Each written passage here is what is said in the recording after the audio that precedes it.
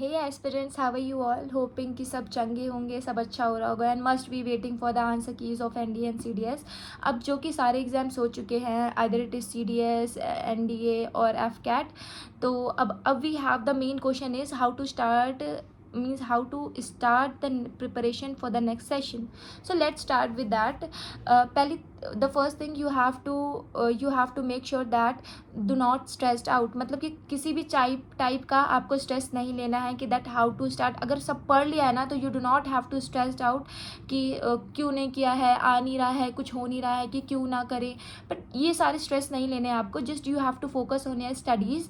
Like अगर हमें निकालना है तो we have to give your 100% without taking any stressed out. कई बार ऐसा होता है कि we have started the classes for the first time और हमें चीज़ें नहीं आती समझ, तो हम स्ट्रेस लेने लगते हैं। So we do not have to take any kind of stress for that. Make sure कि आराम से करें, जो चीज़ नहीं आ रही उसको बार बार पढ़ें, क्यों स्ट्रेस लेना है किसी बात का।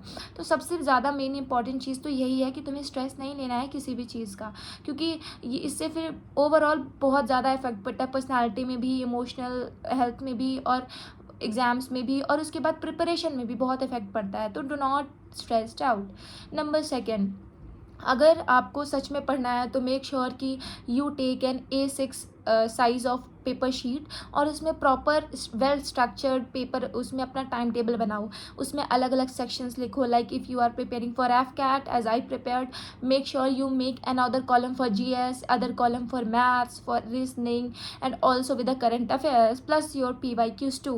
बिकॉज समटाइम्स क्या होता है कि हमें चीज़ें निकल जाती हैं, टॉपिक ध्यान से निकल जाता है कि ये तो रह ही गया। तो अगर आप शेड्यूल प्रॉपर बनाते हो तो एक बार आप रिविजन करोगे, 2 बार रिविजन करोगे, उसमें डॉट्स लगाते जाओगे कि that I have already finished these points and do not have to take care about the any other point। तो याद रखना कि अच्छे से टाइम टेबल बना लो, शेड्यूल बना लो कि कैसे पढ़ना है, क्या पढ़ना है, कितना पढ़ना है। और अगर किसी भी चीज़ के लिए पढ़ना है ना तो डू नॉट स्ट्रेस्ड आउट। किसी भी मतलब हर टाइम को ना प्रॉपरली वेल स्ट्रक्चर्ड में डिवाइड कर लो। जैसे सुबह का टाइम होता है तो लर्निंग्स पे ज़्यादा ध्यान दो। दोपहर का टाइम होता है जब जैसे कि ब्रंच के बाद बहुत लोग पढ़ना पसंद करते हैं, दैट लाइक मैं बहुत पसंद करती हूँ ब्रंच के बाद। तो मैं ट्राई करती हूँ कि मैं वो पढूँ जो मुझे ज़्यादा याद करने में दिमाग लगाए, मैं लिखूँ। जैसे कि रीजनिंग पार्ट हो गया, जैसे कि मैथ्स हो गया, तो ये पार्ट आप ऐसे कर सकते हो।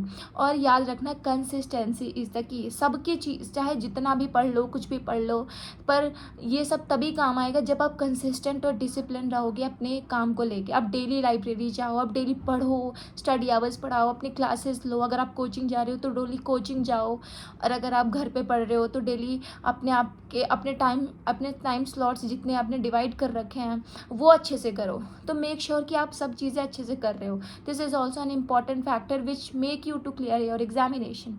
एंड नंबर 3, सबसे मेन, आपको प्रैक्टिस करनी है। चाहे वो मैथ हो, चाहे वो रीजनिंग हो, चाहे वो इंग्लिश के क्वेश्चंस हो, चाहे किस टाइप के डाउट्स हो, आपको याद रखना है कि किसी चीज़ को आपको स्किप नहीं करना है। आपको डेली प्रैक्टिस करना है। प्रैक्टिस भी बहुत इंपॉर्टेंट होती है। और ओवरऑल उसके बाद जैसे कि कई बार ऐसा होता है कि क्या पढ़ें, कुछ पता नहीं चल रहा है। For the AFCAT I am the right person that you have come through this video. I will be giving a complete guidance that how to start preparing for AFCAT and within 1 month how can you clear. I am damn sure about it कि last जब मैंने पहली बार निकाला था तो उसके लिए मुझे टाइम लगा था, क्योंकि मुझे राइट कंटेंट नहीं मिल रहा था कि मैंने क्या पढ़ा क्या नहीं। मुझे 4-5 महीने लगे उनको अच्छे से ढूंढने में, अच्छे से करने में, उनको रटने में, लिखने में, प्रैक्टिस करने में बहुत टाइम लगा। But if you want any specific part, like we want to only prepare for AFCAT और उसके लिए स्पेसिफिक पार्ट चाहिए, तो I am the right person here. You can just text me out in the comment section and I will make you for you an another video in which I will be only telling you about the AFCAT strategies। अब इसके लिए for the overall, जैसे मैं अभी बता रही थी आप लोगों को, तो आपको ये सारी चीज़ें तो ध्यान देनी है। और उसके बाद आपको ध्यान देना है कि आप ना फालतू के मैटर्स में मत पढ़ो लिटरली, क्योंकि फालतू के मैटर्स में ना फालतू चीज़ें ही होती है। फिर आपका टाइम भी जाएगा, आपके दिमाग भी जाएगा, आपकी एनर्जी भी जाएगी। तो stay positive and stay tune to your studies without wasting time to anybody, either their friends family. ज़्यादा इंडल्ज मत हो। I am not telling you to मतलब कि दिन भर कुछ करो ही मत। करो, फैमिली साथ टाइम स्पेंड करो, पेरेंट्स की हेल्प करो, सिबलिंग्स की हेल्प करो, बट मेक श्योर कि आप अपना पढ़ाई में अच्छे से दिमाग लगा रहे हो कि नहीं। तो ये सारी चीज़ें आपको ध्यान देना है। उसके बाद आपको जब एग्ज़ाम का लास्ट का 1 महीना बचता है ना, तो आपका सिलेबस पूरा ख़त्म हो जाना चाहिए, मेक श्योर। और उससे पहले कम से कम आपने फुल 10 मॉक टेस्ट तो दे ही रखे हों, तभी आपको याद रहेगा, तभी आपको ये मतलब दिमाग में रहेगा कि हाँ, I am ready, my preparation is on the right track. ये मेक श्योर करना अपने आप को। फिर जब आपका 1 महीने पहले ख़त्म हो जाएगा ना, तो सबसे मेन इंपॉर्टेंट स्ट्रैटेजी यहीं पर आती है कि जब 1 महीना बचता है ना, तो आपको कुछ नहीं, सिलेबस ख़त्म है सब, सिर्फ रिविजन चाहिए। पूरा टाइम अपना रिविजन कर दो। तुम्हारे पास अगर 5 मिनट भी हैं कि like I have to study something, revise any topic, revise any current affair, see any video of current affairs. YouTube में तो बहुत सारे अच्छे अच्छे टीचर्स हैं जिनको आप सजेस्ट कर सकते हो, जिनसे आप पढ़ सकते हो, तो वो ध्यान से वो करो। और मान लो 1 हफ्ता बचा है, कई लोग बोलते हैं कि जाओ घूम लो, अब स्ट्रेस लेने का कोई मतलब नहीं है, अब तो एग्ज़ाम पास में आ गया। पर मेरे अकॉर्डिंग मेरी स्ट्रैटेजी क्या है कि भाई मेरे से नहीं होता, मैं नहीं घूम पाती, भाई स्ट्रेस रहता है कि एग्ज़ाम है। तो याद रखना कि रिवीजन बहुत ही इंपॉर्टेंट है। अगर आप लास्ट के 1 घंटे में भी कुछ रिवीजन कर पा रहे हो ना, मेंटली स्टेबल है, तो it's very good for you. आराम से रिवीजन करो, क्योंकि ये बहुत इंपॉर्टेंट है। Revision is the key.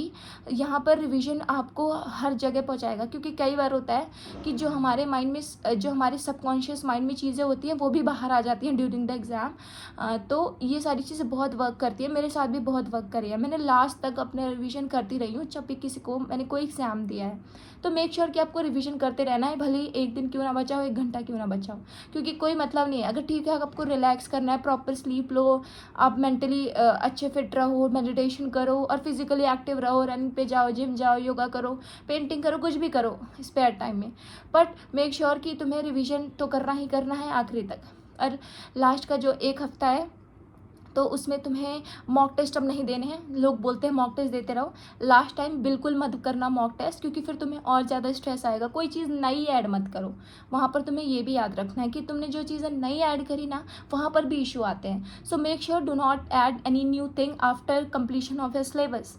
तो वहाँ पर जब तुम्हारे पास 1 हफ्ता बचता है ना, तो उसके बाद छोटे छोटे चिट्स बना सकते हो आप। जैसे मैंने अपनी लाइब्रेरी में चिट्स बना रखे हैं, तो जैसे आपको डे डिवाइड कर लो। जैसे मैंने ना 3 दिन में पूरा मैथ्स रिवाइज कर लिया था, तो मेक श्योर कि आप भी ऐसा कर पाओ। तो रीजनिंग 2 दिन में पूरा रीजनिंग रिवाइज कर लो, 1 दिन में पूरी जीएस रिवाइज कर लो। या तो तुमने कर ही रखा है, मतलब जल्दी ओवरव्यू लेना है, तो वो तो तुम कर ही सकते हो। तो make sure to do that rather than wasting on time on something.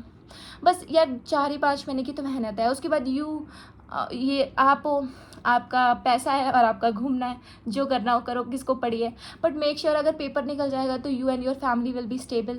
तो याद रखना, discipline and professionalism and dedication will leads you to success. So make sure कि आप ये सारी चीज़ें करो। और आज मैं वीडियो भी इसलिए बना रही हूँ ताकि मैं लोगों को देख रही हूँ कि चीज़ें नहीं कर पा रहे हैं, उनको समझ नहीं आता, प्रॉपर गाइडेंस नहीं मिल पाता। बहुत सारे टीचर्स हैं बेचारे, वो भी वीडियो बनाते ताकि बच्चे राइट ट्रैक पर रहें। तो I am making sure that कि किसी पे कंटेंट कम ना हो, बेचारे पढ़ नहीं पा रहे हैं। तो ये सारी चीज़ें ध्यान पे रखकर हाउ यू मेक श्योर कि आप पहले कैसे आ पाते हो, how you can be an early bird so that you can make sure that you clear your exam. तो हर कोई सबको स्ट्रैटेजी पता होती है ब्रो, कि किसको करना है, किसको नहीं करना है, कैसे करना है, कैसे नहीं करना है। द थिंग इज़ कौन उसको फॉलो करता है इज़ मोस्ट इम्पॉर्टेंट। तो याद रखो कि आप उसको स्ट्रैटेजी को फॉलो करो कंसिस्टेंसी के साथ, डिसिप्लिन के साथ और ऑनेस्टी के साथ। और if you want any video of AFCAT regarding how to learn or means you want to know the right strategy for FCAT to clear within 2 months or 3 months, so I am here. You can just give me a comment on the comment section. I will make sure to make the next video. Thank you, bye bye, and all the best of you for your future exams, and I make sure that you all are honest and will do more hard work. Bye bye.